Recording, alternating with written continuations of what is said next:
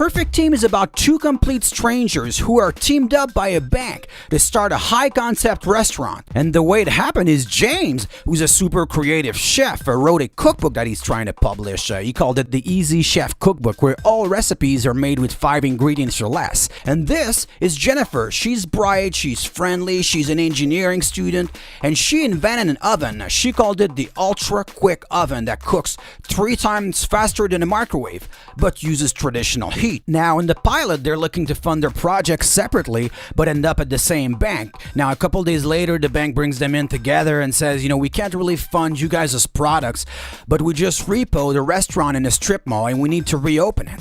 So James, we want to use your cookbook, and Jennifer, your oven. We want you guys to start a new type of restaurant. And then from there, the comedy starts. James has no idea Jennifer is only book smart.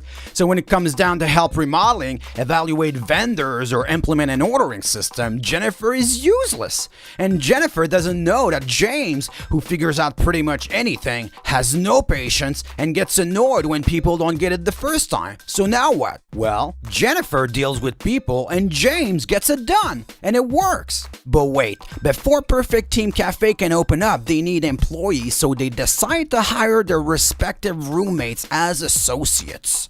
So Jennifer hires spoiled fashion queen Debbie, who's sweet but clueless and naive and who's never had a job. And James hires neurotic Stuart, a struggling actor in Hollywood who's slightly OCD and possibly a tad cynical.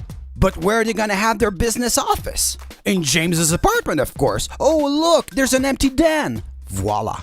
But now they have to deal with their neighbor, Tori, a wild go-go dancer from Florida who's outspoken and free-spirited, and their landlord, Mr. Stone, who's anxious and paranoid and always suspicious of anything going on in the building. So will Tori get away with murder because Mr. Stone has a weak spot for her? Or will Stuart drive Debbie nuts with his strange behavior? And what about James and Jennifer? Are they gonna get along? But what you're really wondering is, who's gonna have a crush on who?